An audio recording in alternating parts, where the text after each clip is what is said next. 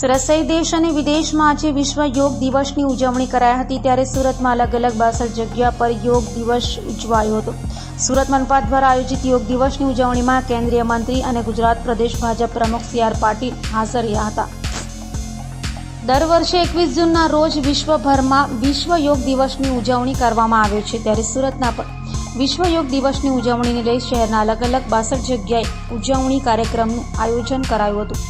આ કાર્યક્રમોમાં મોટી સંખ્યામાં સુરતીવાસીઓ જોડાયા છે। શહેરના community hall, multipurpose hall, garden જેવી અનેક જગ્યાઓ પર યોગ દિવસ કાર્યક્રમનું આયોજન કરાયું છે, જેમાં વડીલ, બાળકો અને યુવાનો સહિત મોટી સંખ્યામાં લોકો ઉત્સાહભેર ભાગ લઈ યોગ કરી શારીરિક અને માનસિક સ્વાસ્થ્યનું મહત્વ સમજી રહ્યા છે। સુરત મનપા દ્વારા કિલ્લાના મેદાન ખાતે આયોજિત યોગ કાર્યક્રમમાં કેન્દ્રીય મંત્રી અને ગુજરાત પ્રદેશ ભાજપ અધ્યક્ષ CR પાટીલે પણ ઉપસ્થિત રહ્યા હતા અને યોગ કરીને યોગ દિવસની ઉજવણી કરી હતી।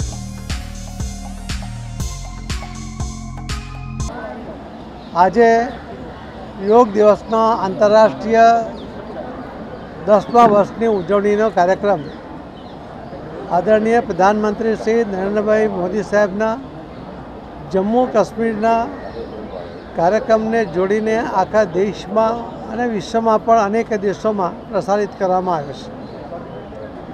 જમ્મુ અને કાશ્મીરમાં આજે 50થી 60 લાખ લોકો આ યોગ દિવસના કાર્યક્રમમાં જોડાયા હતા। એ અભૂતપૂર્વ કહી શકાય એ પ્રકારનો માહોલ આજે આપણને ત્યાં જોવા મળ્યો હતો। યોગ એ આપણી સંસ્કૃતિ છે, યોગ એ આપણું જીવન પણ છે।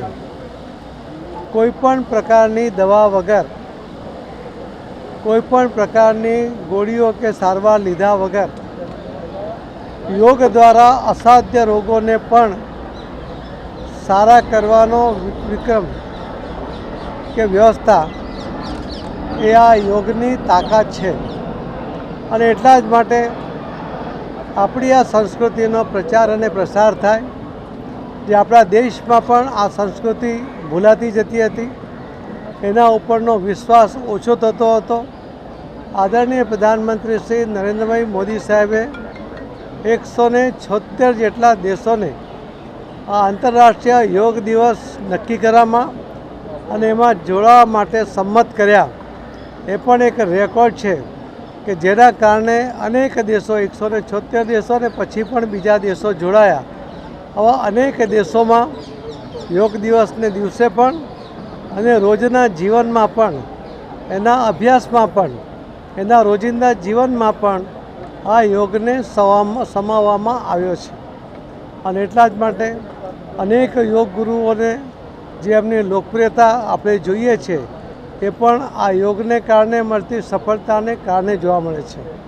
અને આ સફળતા, આ યોગની સિદ્ધિઓ, આ યોગની તાકાતનું સંપૂર્ણ પ્રદર્શન આદરણીય પ્રધાનમંત્રી મોદી સાહેબે આખા વિશ્વમાં કરીને આ યોગને આંતરરાષ્ટ્રીય યોગ દિવસ તરીકે મનાવીને એમણે ખૂબ મોટું કામ આ વિશ્વ માટે પણ કર્યું છે, આપણા દેશ માટે પણ કર્યું છે।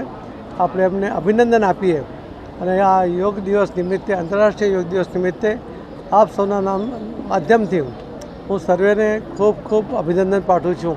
ધન્યવાદ।